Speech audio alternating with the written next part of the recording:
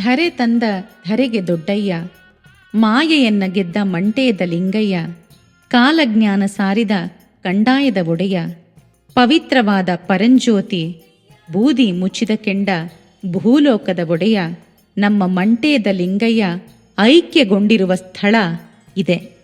ಮಂಟೇಸ್ವಾಮಿಯವರ ಜೀವಗದ್ದುಗೆ ಬೀಜಿಪುರ ಅಂದರೆ ಬೊಪ್ಪೇಗೌಡನಪುರದಲ್ಲಿದೆ. ಇದು ಕರ್ನಾಟಕದ ಮಂಡ್ಯ ಜಿಲ್ಲೆಯ ಮಳವಳ್ಳಿ ತಾಲೂಕಿನಲ್ಲಿ ಬೆಂಗಳೂರಿನಿಂದ ನೈಋತ್ಯಕ್ಕೆ ಸುಮಾರು 100 ಕಿಲೋಮೀಟರ್ ದೂರದಲ್ಲಿದೆ.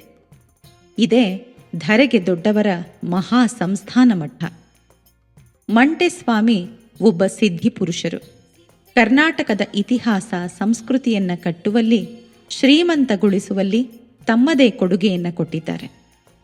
ಮೇಲು ಕೀಳು, ಸ್ಪೃಶ್ಯ ಅಸ್ಪೃಶ್ಯ, ಬಡವ ಬಲ್ಲಿದರೆನ್ನದೆ ಸರ್ವರಲ್ಲೂ ಸಮಾನತೆ, ಸೌಹಾರ್ದತೆ, ಸಮನ್ವಯತೆ ಸಾಧಿಸಲು ಶ್ರಮಿಸಿದ್ದಾರೆ. ಮಂಟೇಸ್ವಾಮಿಯವರು ಹಲವಾರು ಉನ್ನತ ಮೌಲ್ಯ ಸಂದೇಶಗಳನ್ನು ಸಮಾಜಕ್ಕೆ ನೀಡಿದ್ದಾರೆ. ನೀಲಗಾರರು, ಭಕ್ತರು, ಒಕ್ಕಲಿಗ ಜನ ಜಾತ್ರೆ, ಪೂಜೆ, ಆಚರಣೆಗಳನ್ನು ಮಾಡುತ್ತಾ ಈ ಸಂದೇಶಗಳನ್ನು ಪಾಲಿಸುವುದು ಬಹುಮುಖ್ಯವಾಗಿದೆ. ಈ ಮೂಲಕ ಮಂಟೇಸ್ವಾಮಿಯವರ ಆದರ್ಶಗಳನ್ನು ತಲೆಮಾರಿನಿಂದ ತಲೆಮಾರಿಗೆ ಮುಟ್ಟಿಸಬೇಕಾಗಿದೆ. ಪ್ರಸ್ತುತ ಸಮಾಜಕ್ಕೆ ಮಂಟೇಸ್ವಾಮಿಯ ಪರಂಪರೆಯ ಮೌಲ್ಯಗಳು ಬೆಳಕಾಗಿದೆ. ಸಮಾಜ ಇದರ ಮಹತ್ವವನ್ನು ಅರಿಯಬೇಕಾಗಿದೆ. ನಾವು ದೇವರ ಭಕ್ತರೆನ್ನುತ್ತಾ ಮಠ ಮಾಡಿ ಭಾವವಿಲ್ಲದೆ ಕೆಟ್ಟರೋ 10,000ಕ್ಕೆ ನೀಡಿದ ಫಲವೇನು ಶಿವನೊಲಿಯದೆ ಎಂಬ ಮಂಟೇಸ್ವಾಮಿಯವರ ಕಾಲಜ್ಞಾನ ನುಡಿಗಳು ಸಮಾಜವನ್ನು ಎಚ್ಚರಿಸುವಂತೆ ಇದೆ. ತಾನು ಹೇಳುತ್ತಿರುವುದು ತತ್ವಕ್ಕೆ ಪ್ರತಿತತ್ವ, ಮಂತ್ರಕ್ಕೆ ಪ್ರತಿಮಂತ್ರ ಎಂಬುದನ್ನು ತಮ್ಮ ವಚನಗಳಲ್ಲಿ ಹೇಳುತ್ತಾರೆ.